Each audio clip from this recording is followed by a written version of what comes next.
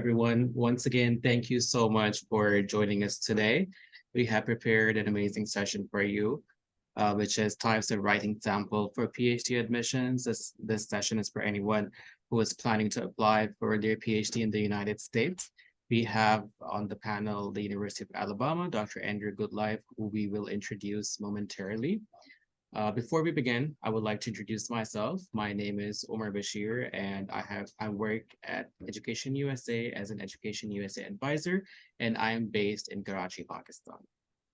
So before we begin, I would like to introduce you guys to Education USA. Education USA in Pakistan is a part of the U.S. Department of State network of over 400 international student advising centers in more than 170 countries and territories.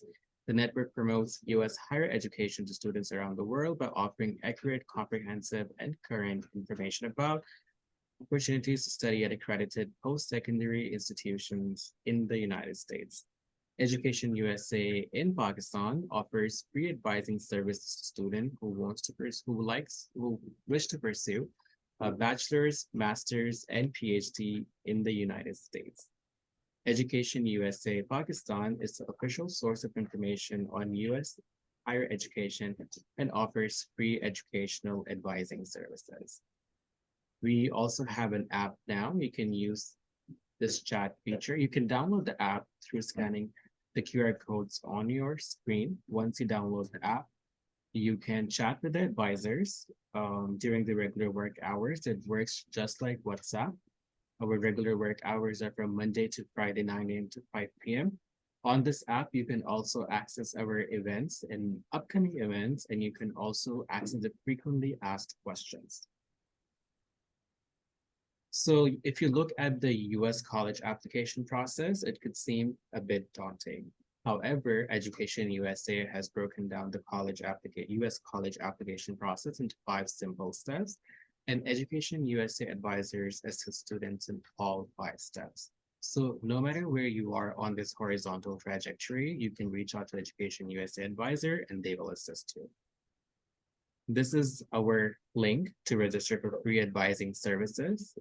Once you register, you will get an advisor assigned, and that advisor will assist you throughout your application process.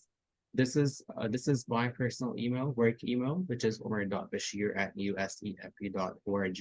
If you have any specific question after this webinar, you're welcome to send me an email. So we will take questions from the Q&A box. If you have any questions, you're more than welcome to put them in the box, and I will take it towards the end of the session. So at this time, I would like to introduce our panelist, Dr. Andrew Goodliffe. Dr. Andrew Goodliffe is the Associate Dean of the Graduate School and an Associate Professor of Geophysics at the University of Alabama. As Associate Dean, Andrew is responsible for graduate recruitment, graduate fellowships, and admissions for more than 150 graduate programs at the University of Alabama. As a geophysicist, Andrew has worked throughout the world on geophysical projects, including active volcanoes, continental rifting, seafloor mapping, hydrocarbon exploration, and geological carbon sequestration.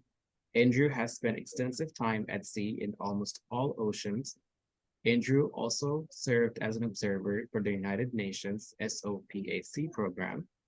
Andrew is originally from the United Kingdom and originally came to the US as an international student. Welcome to the panel, Dr. Andrew Goodliffe. Thank you. So if you can go to the next slide. All right. So thank you, Omar. So, in that introduction explains a lot of what I have done. And so, I work in graduate admissions and recruitment now as part of my faculty position. So I have sort of the unique perspective that I am both a faculty member at the University of Alabama and also the person sort of over the admissions process at the University of Alabama. I also have been an international student. So I came from the UK. I had to go through the process of applying to a US university. It was very different from an English university. I had to go through the process of getting the visa. I had to go through the process of getting my I-20 and staying in student status. So, I've got experience where I really sort of understand where you all are coming from because I've been there, I've been in that seat. So I really do like to bring that to graduate admissions. And one of the reasons that I do what I do is because I want to make sure that students from all around the world actually get the opportunity to really be their best selves, get the opportunity to travel to another country, do a degree in another country, because it is a formative experience. When you go to the US and you work in the US as a student, that's going to change your life. That's going to change your perspective. And as a past student, I understand how much that is. So this is very important to me. This is really something I do because I am very, very passionate about this. And one of the reasons I'm doing this webinar is I want you to be successful in your quest to get into a PhD program. Let's go to the next slide. All right, so where do I work? So I work for the University of Alabama. So it's a flagship public state research university in Alabama. So it's the biggest university in the state of Alabama. It's also the oldest university in the state of Alabama. We were founded in 1831, so we've been around for almost 200 years now. We're an R1 research university. You may not be familiar with that terminology, R1. So in the US, there's a classification of research universities. So R1 is sort of the top tier. It's about 120 of the top universities. These are the big research universities. Step down from R1 is R2. R2s are still great research universities. They're usually not quite as big. They're not quite as prominent, but they can still be a very, very good fit.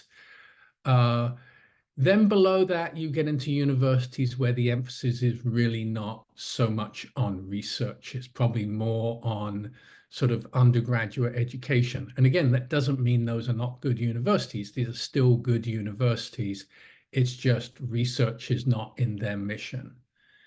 Now, the University of Alabama has about 40,000 students on campus, so we are a really big university.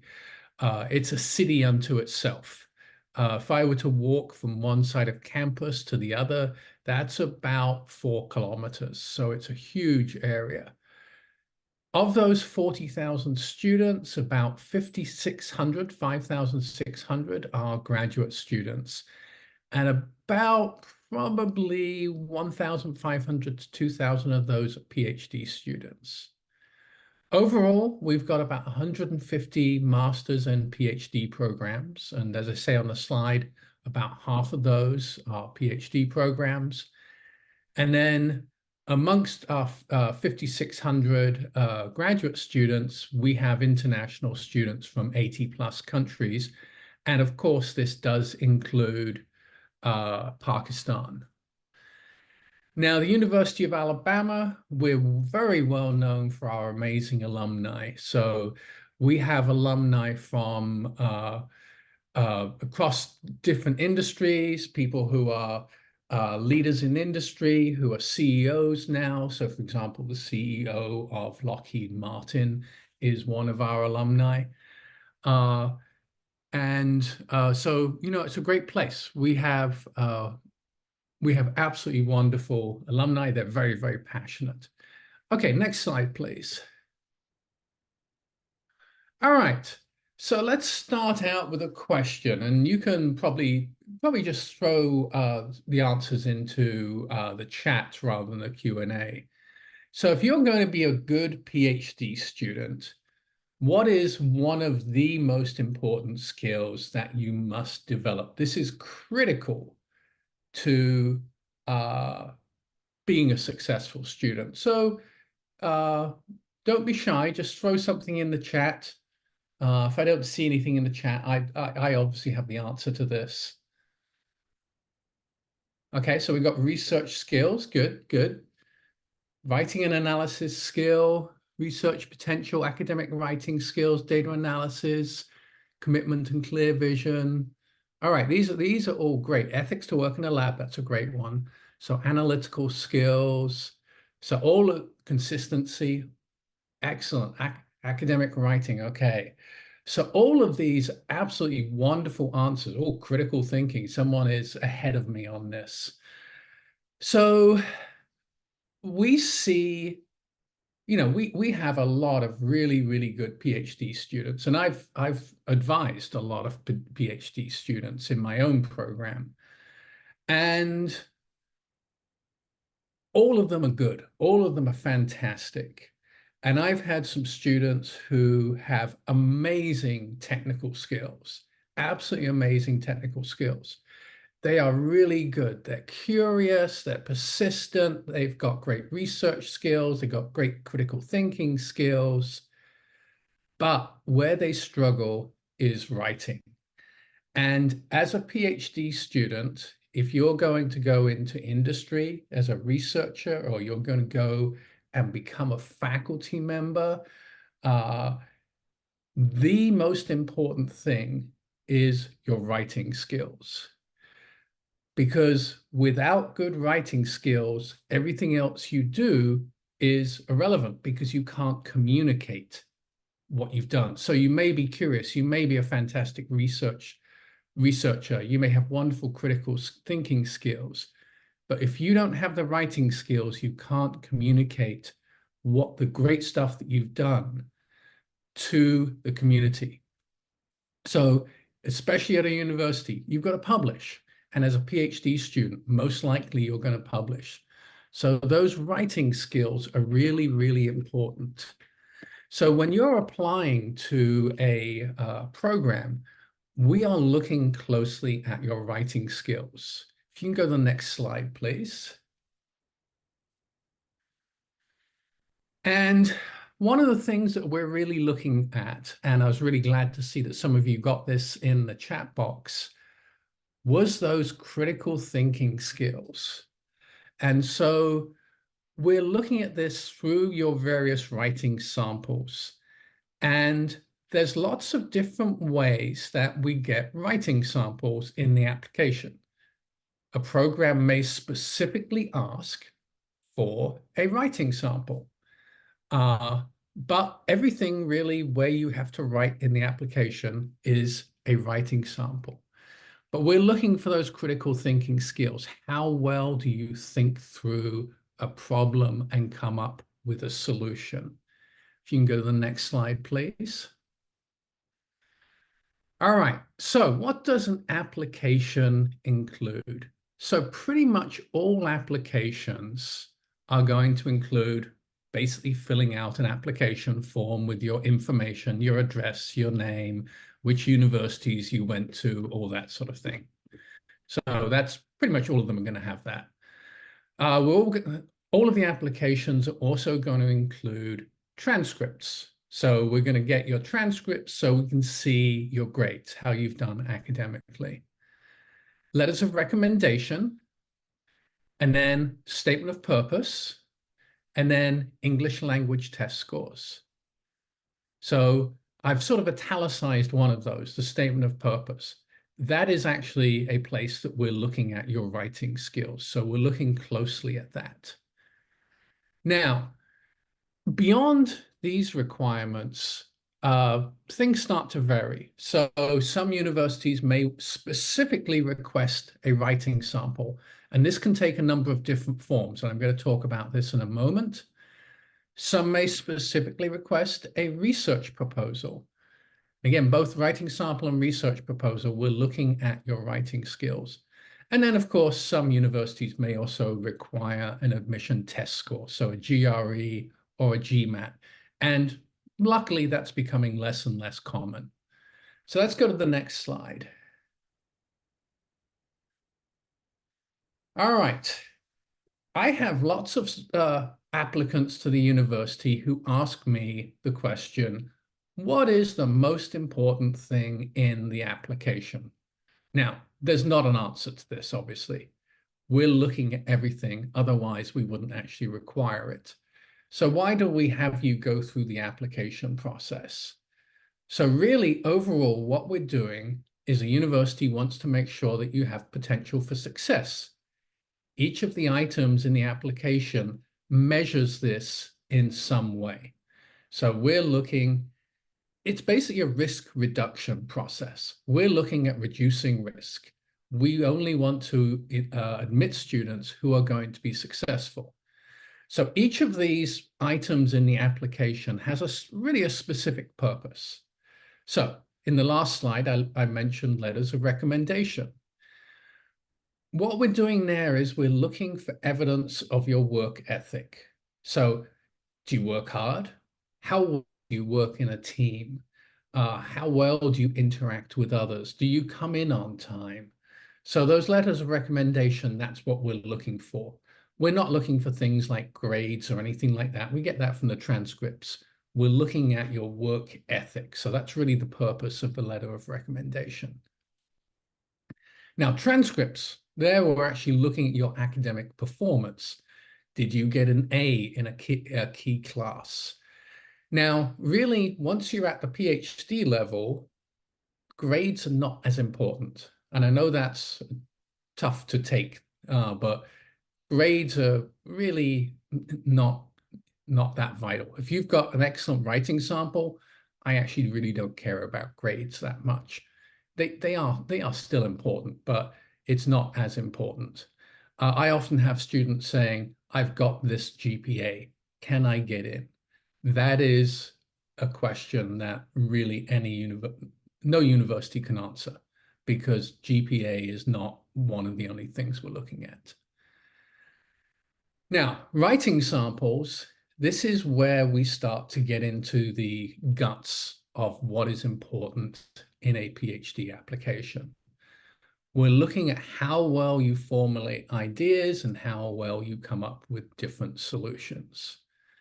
Now, different programs are going to put different weights on different parts of the application. So if we look at those overall requirements for an application, something like math skills is going to be less important to an English program, for example. All right, let's go to the next slide. All right, now, what all PhD programs are looking at is, and what is important to all PhD programs, what's universal for all PhD programs, is your writing skills. This is important to all programs because at the end of the day, you have to write a dissertation and or publish your results.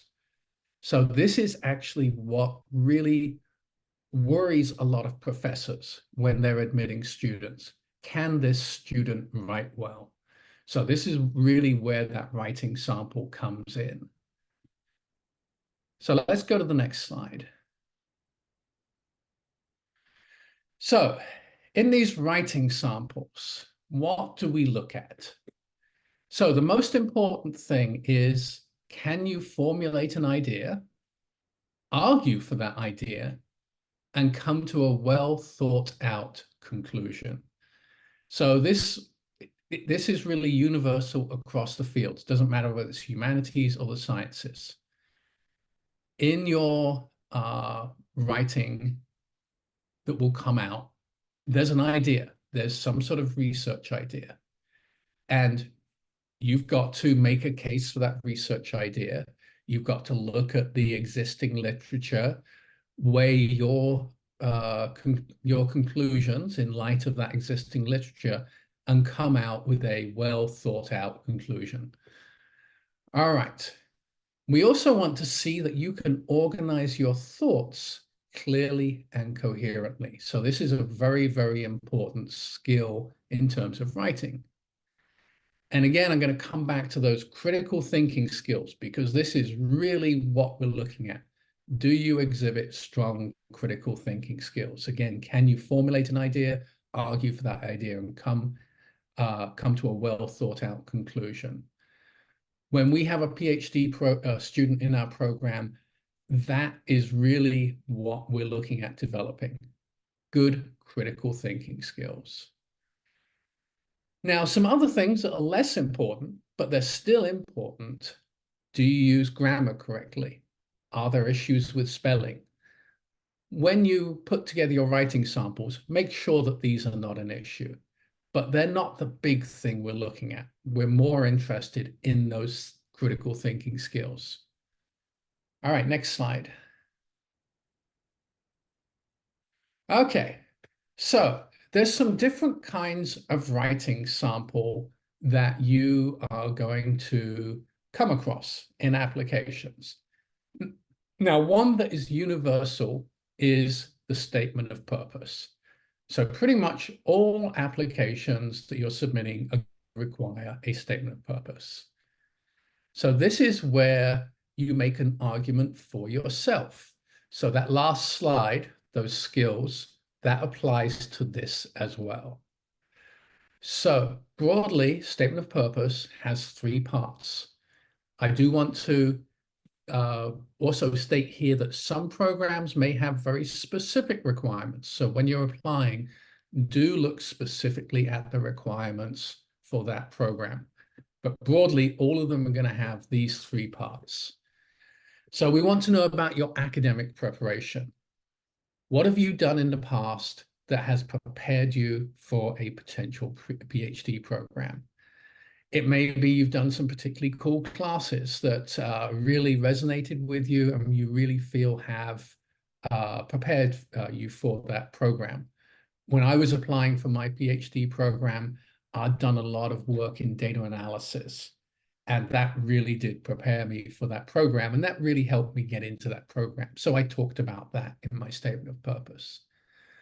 It may be that you've got some great work experience. It may be that you've got some past research experience. You need to talk about that. So this is you arguing for yourself. This is basically you saying, I've done all these cool things that have really prepared me well for this PhD program. Now, also, another part that is very important in the statement of purpose is your reason for wanting to attend a particular university or program within that university. So what we want to see in a statement of purpose is that you have thought long and hard about why you want to come to the University of Alabama. So we want to see a good part of that statement of purpose talking about the University of Alabama and the particular program. Why do you want to work with a particular professor, etc.? This is really important. And if I were to pick on a part of the statement of purpose that is often done poorly, it is this part. Students or applicants are very tempted to write one statement of purpose and send it to multiple universities. You do not want to do that. Each statement of purpose has to be written specifically for each university. So I want you to really take, I want to really take that comment home, because this is very important. Again, we see lots of poorly written statements of purpose. Now, the third part of a statement of purpose is, what do you want to do afterwards? What are your career goals?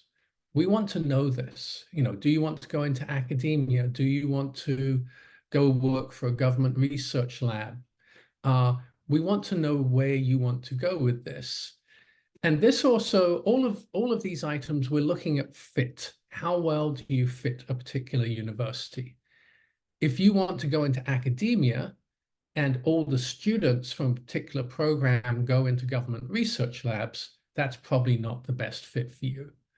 So this really allows us to see if we can get you to where you want to be. So again, very, very important.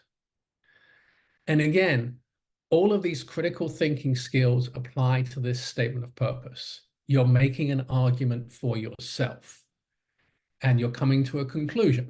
This is why I want to go to this university. So we're looking closely at this. So are you prepared for the PhD program? Why should we consider your application? Have you seriously considered us? Are your future goals a fit? All right, let's go to the next slide. All right, so Another type of writing sample can be a sample of your past work. So a university may specifically ask for a writing sample from something you've done before. So it could be something as simple as a substantial paper from a class that you've taken. If you've done a master's degree before, this could be a published paper. So I saw a question in the Q&A about this. So yes, many universities may uh, expect this to be a published paper. I know when I applied for my PhD, I had 2 published papers, and I made sure that my future advisor was aware of those. If you've got a published paper in a peer-reviewed journal that has a high impact factor, this is extremely important because this shows that you have good critical thinking skills. And if I'm looking at an application from a prospective PhD student and I see that they have a peer-reviewed paper in a high impact factor journal, I really don't care about anything else in the application. This is the most important thing. Now, what do I mean by peer-reviewed? This paper has to have been reviewed by peers within the scientific community. So a journal like Nature, for example, that goes out to experts in the field and is reviewed. When I say high impact factor, the impact factor is a measure of how popular that journal is, for want of a better word. So I do see a lot of students who are submitting papers that are basically conference proceedings, that sort of thing.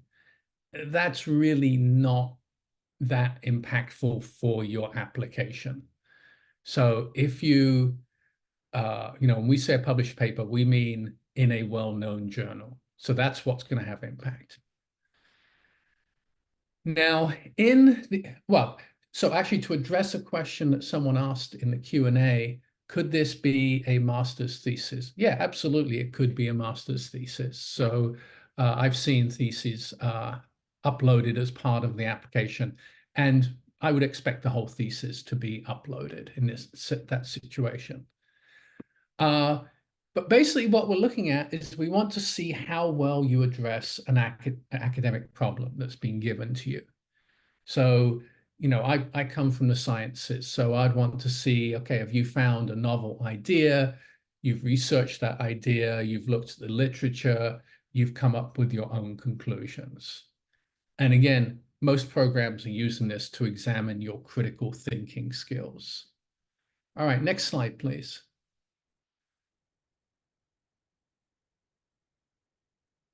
All right. So some PhD programs may actually require a research proposal. So as part of my job in the graduate school, I also direct our interdisciplinary PhD program. Our interdisciplinary PhD program, we actually require a research proposal as part of the application process. And so this research proposal, I'm not just looking for someone to put together a page of ideas. So, that's really not what I'm looking for. So I actually put specific guidelines on the web page as to what I'm looking for. And the good programs are going to do the same thing. They're actually going to tell you what they're looking for. So in that research proposal, which, by the way, is only about 2 pages, I'm looking for the student to express the research question that will be addressed. I'm looking for a very brief literature review describing the present state of the research question. So this will probably be a paragraph. So I'm looking to see that the student knows the literature. I'm looking for them to tell me about the methods that they'll be using, the objectives of that research, the significance of the research, why is it important, and then a description of how the proposed research will build on the existing literature. And very importantly, what is the gap in the field that will be filled by this research? So in a PhD, a PhD must be original research. It must be something that has not been done before. So that last point, number 6 there, is very, very important. What are you doing that no one else has done before? So these are the sorts of things I would look for in a research proposal. So it's a lot more substantive than just a series of ideas. This is basically 2 pages where I want someone to go through sort of the critical thinking process. And again, I also appreciate that when a student comes, this research question will probably most likely change. So as they evolve as a student, the research will actually change. But I'm using this to get an idea of how well that applicant thinks through a problem. And this research proposal is looked at in great detail. And as part of the application, the professors actually have long discussions with the student as well. Okay, next slide. All right, but there is more. So there is what I like to refer to as a hidden writing sample. So when you apply for a PhD program, you're probably going to be sending emails to the dean's office, the grad program director, a specific professor, etc. We actually consider these emails as part of the application. And a modern application system like the one we've got at the University of Alabama actually automatically pulls these emails into the application. So when we are reviewing the application, the professors who are reviewing this can actually see all of these emails. And we do look at these closely. So we're actually looking at how well you're expressing yourself. How well are you asking questions? Are you using good grammar and good spelling in your day-to-day emails? So pretty much everything you're doing, all the communications that you're having with the university are important, and they all should be professional. So, very often a prospective applicant will send an initial email to a prospective professor. You want to make sure that that email is written very, very well. That is the sort of thing that you have to have people proofread. Have a current professor proofread it. Have your writing center proofread it, etc. So this is really, really important. Make sure that all your communications are professional. We look at them all. Okay, next slide, please. All right, so when you're getting together all these writing samples, you want to make sure that they are all excellent. They're all well written. And so use the resources at your university. So again, I want you to make sure that anything you send as part of the application has been proofread multiple times by you, and then has been looked at by someone else. So make sure that these are written well. And it's okay to do this because the reality is, as a PhD level researcher, you work in teams. When I'm writing a paper, I don't just write it on my own. I'm writing it with a team of people. So treat the application the same way. If your university has a writing center or a career center, use them. Make sure that you're using them as a resource to help you formulate your ideas and your statement of purpose, in your research statement, etc. And then have one of your current professors check for content. And again, that professor is not looking at this paper for spelling or grammar. They're looking at it for content. Does your writing show excellent critical thinking skills? Okay, next slide. All right, now I do want to reiterate that every university and or program has different requirements. So as I mentioned at the start, my university has 150 different graduate programs. Each of those graduate programs has slightly different requirements. Uh, some of our programs for writing samples, it just says send a writing sample. Others, it might have very specific requirements that you have to fulfill in that writing sample. So I saw lots of questions in the Q&A and in the chat about, what should be the length of the statement of purpose or that sort of thing. There is not one answer to that. That is going to be university specific and program specific. Now, I can give a very general answer. Something like a statement of purpose should be probably about 2 pages.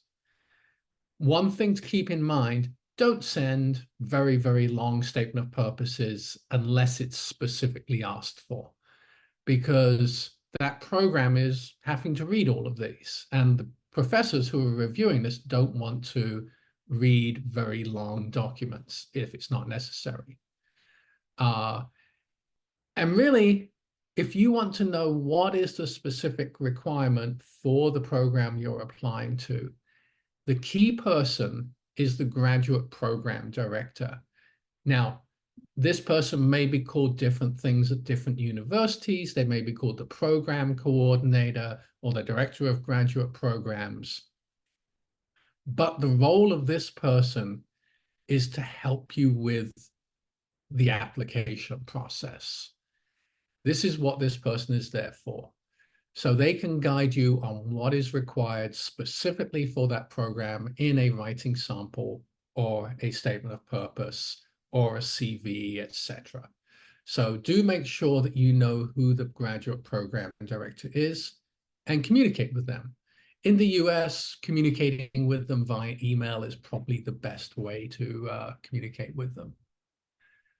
All right, so I think the last slide is just a question slide and my contact info. I do want to thank you all for being patient and listening to me, and I do want to thank Omar for also organizing this.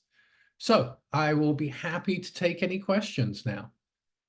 Thank you so much, Dr. Andrew Goodliffe. So I will be heading towards the Q&A section, and I will take some questions for you. So someone is asking, can I upload my published research paper as writing sample? Yes, so most likely, in most cases, you can upload a published research paper. And, again, if an applicant has a published research paper in a recognized journal and it's been peer reviewed, this is very important.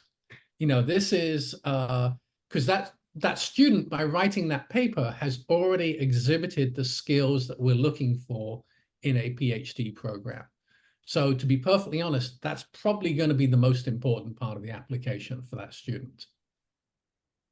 Thank you. So I do see a lot of specific questions for student cases. For that, I would recommend that you reach out to me directly, and then I can advise you once you make an advising appointment.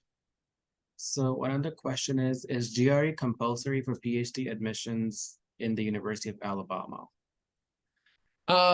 It depends on the program. So we've got about 70 PhD programs, and I'd probably say about 10 of them require the GRE. So most do not.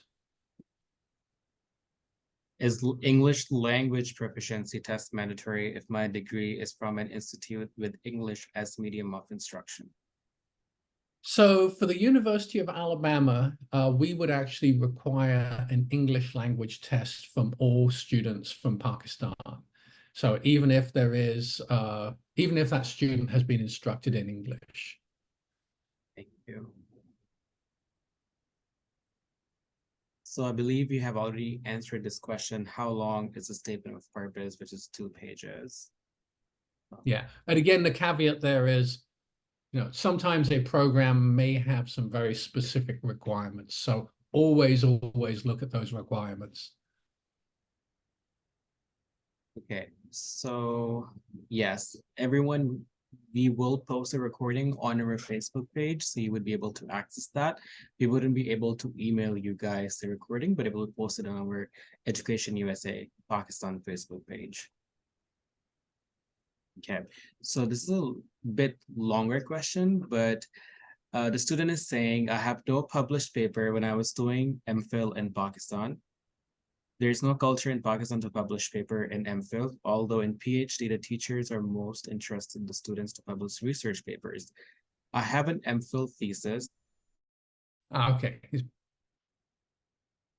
All right. Not sure what happened there. Sorry, I got disconnected. Sorry about that. I was able No to. problem. Okay, great.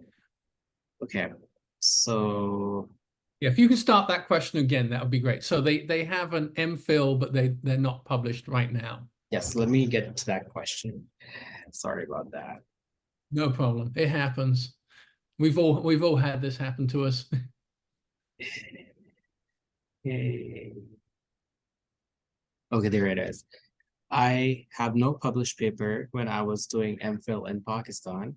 There is no culture in Pakistan to publish paper in MPhil, although in PhD, the teachers are most interested the students to publish research papers. I have an MPhil thesis on an issue.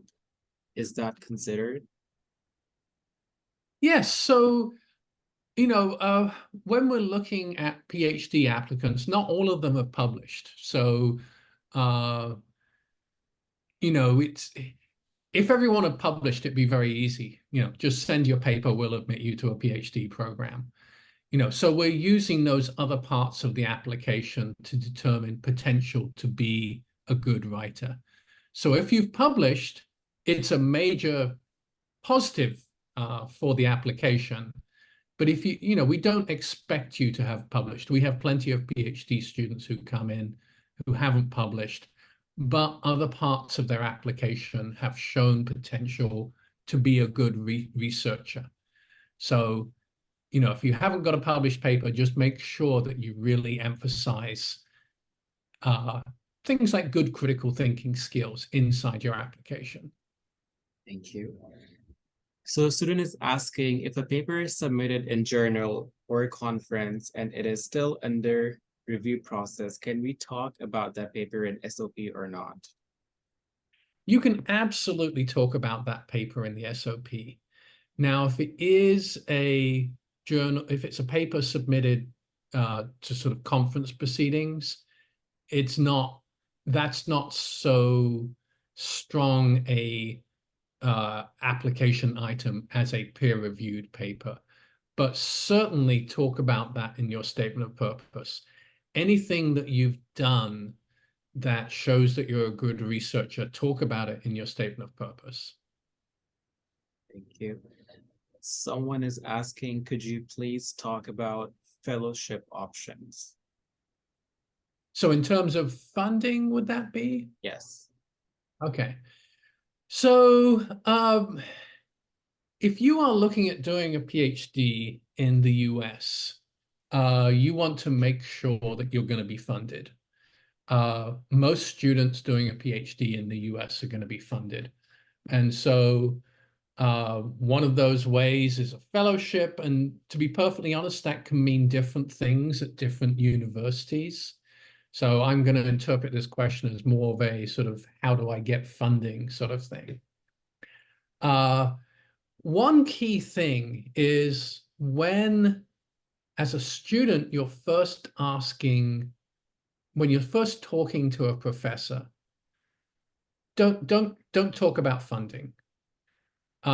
Just purely talk about how well you are prepared for a PhD, the sorts, talk about why you're interested in that university, why you're interested in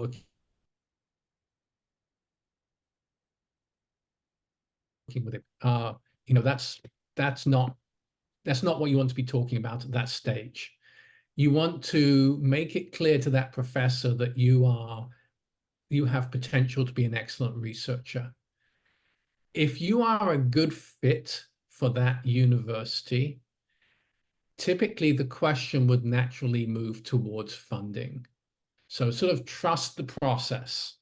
Don't get impatient and start talking about funding, because people may perceive more important to you than the fit of the university. You don't want to be that applicant. So if you're a good applicant, funding should come. And most US universities, the funding for a PhD student is going to be good. It's we want to get the best students, so we'll compete for those best students. Thank you. Another question from a student is, my PhD research interests are different from my MPhil research. Will that affect my admission? No, it won't. When we're looking, if a lot of students do want to continue doing the same sorts of research, what we're looking for in, for example, those writing samples is evidence for having good potential as a PhD researcher. The actual topic is not as relevant, to be perfectly honest. We're just looking for good potential. Lots and lots of our students change topic between their master's and their PhD. I did. I very much changed my topic because my research interests evolved, and I became aware of a very, very, very interesting evolving field. And so I moved into that field that was new and evolving and exciting. But I had published papers already. I'd already shown potential for success. That's what my PhD advisor was interested in, not necessarily what I'd done for my master's. Thank you. So one of the student has 5-year gap. So they're asking, can I start PhD after 5-year gap?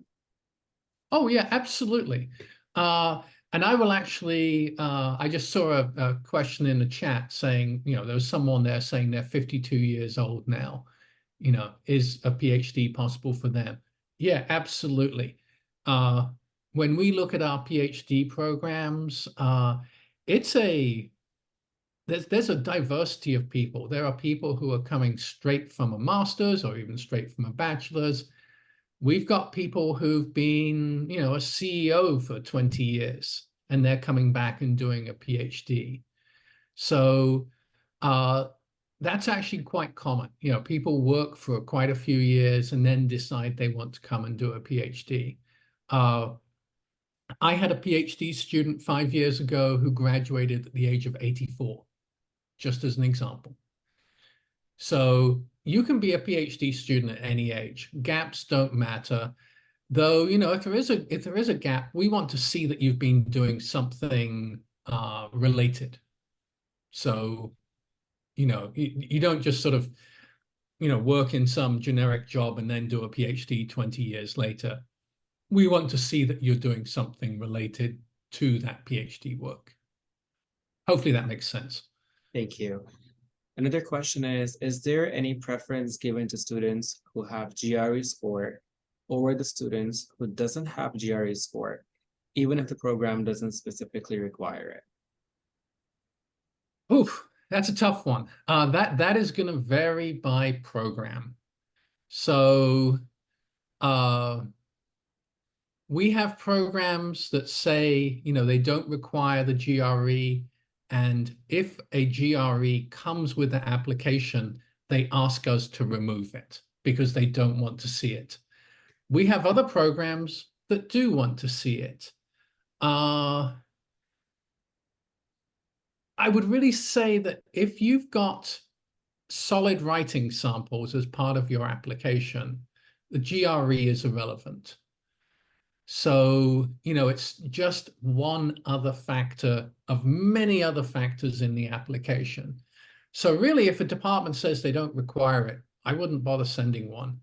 If you've got an absolutely spectacular GRE score, sure, send it. But some departments may not care because, does a GRE predict that you're going to be an excellent writer with good critical thinking skills? No, it doesn't. Thank you. Student is asking the difference between statement of purpose and motivation letter. Oof, that's going to be very university specific. For us, those would be pretty much the same. The statement of purpose is, a motivation letter. It's why do I want to go to a university and do a particular topic? So that's very much university specific. So I would, if they can't find the answer to that on web page, what they need to do is reach out to the graduate program director for that specific program. You. Okay, I had a question here. So there's a question about in Pakistan, typically your supervisor in MPhil is the first author. Does it impact in your admission if you are the second author? No, not really, because if you're, whether you're first author, second author, third author, or, biology, you might be 51st author. It really depends on the field. So one of my papers, for example, I was second author. My PhD advisor was first author. He was first author because he wrote the proposal. I wrote the paper. But if I'm writing about that, if I were to write a statement of purpose now, I would explain that. And anyone in my field understands that. So, if, always in the statement of purpose, explain anything like that. Just put it in the statement of purpose. We understand it. It's not unusual in many fields. Thank you. Another question is, I have 3 peer-reviewed journal articles published. One of them has been cited by 4 other researchers too. Would that research paper make a good doctoral application sample? Oh, absolutely, yes. Especially if it's been cited. So, that could be another measure of that could be another thing that you put in your statement of purpose. I have this paper and it's been cited this many times. So, I've got a paper that's been cited like 20,000 times. When I've applied for other jobs, do I talk about that? Absolutely, I do, because that shows that what I did has high impact. So yes, absolutely, that would be a good writing sample paper. Thank you. Another question is, do we really need to contact professors to share our research interests for PhD application at the University of Alabama, or we can just mention their names? So this is one of those questions. So one of those answers that's going to depend on the particular field. And so there's not one answer. So for example, at the University of Alabama, if a student is applying to a PhD in one of our science or engineering fields, in most cases, you absolutely have to be talking with a professor. You have to have emailed that professor.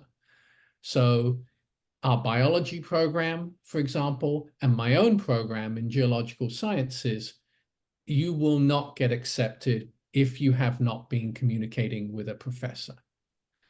Now, completely the opposite to that is if I look at my political science program. Our political science program on campus, you don't email the professors. You can just email the program director. So it's different in different fields. So I know this is not the answer that people want, but it's really going to vary by university and by field. But the one thing I can tell you is if an applicant sends an email that is poorly written, it most likely won't get a reply. So if that initial email talks about funding, most likely it won't get a reply, because our best professors are getting 20 or 30 of these emails a day, and they're busy. And so they are prioritizing which ones they're replying to. So this is why it's really important when you send an email to a professor that is really well written. That is absolutely vital.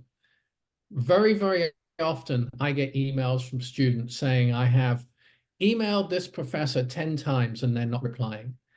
If I'm feeling particularly charitable, I will say, send me the email that you're sending that professor. And almost always it's a horribly written email, and I wouldn't have replied to it. So this is really important. Thank you. So there is a student who, towards the end of their MPhil in educational leadership and management, they succeeded to publish 4 papers in Y category. But these journals are from Pakistan and not international journals. Will they be considered as important as published in international journals? So if those journals are peer reviewed, absolutely, they'll be acceptable. So, we have databases of journals. So we can look up if that journal is an impactful journal. It doesn't matter that it's from Pakistan. Pakistan has some wonderful journals. It doesn't have to be international. We're just looking at, is that a peer-reviewed paper? And we're also looking at that key element, that impact factor.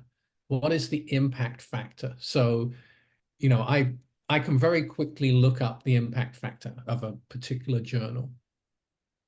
So no, it doesn't matter that it's a Pakistani journal. It's absolutely fine. Thank you so much, Dr. Andrew Goodliffe. If you could just type your email address in the chat. And I think we can conclude the session here. Thank you so much, students, for joining the session today. As I mentioned earlier, there are very specific questions towards the student case. If you can just reach out to me and schedule an advising appointment, I will be more than happy to assist you. The panelist, Dr. Andrew Goodliffe, has mentioned his email in the chat. If you could just get that email, if you have any specific question, you're more than welcome to send him an email. This recording will be posted on our Facebook page on Education USA Pakistan. Thank you so much, Dr. Andrew Goodliffe, for taking the time out and speaking to our Pakistani students today. We really appreciate it. Thank you. It was an honor to speak to all of you today. Thank you. Thank you, students, for joining us today. You guys have a great day. All right. Bye-bye.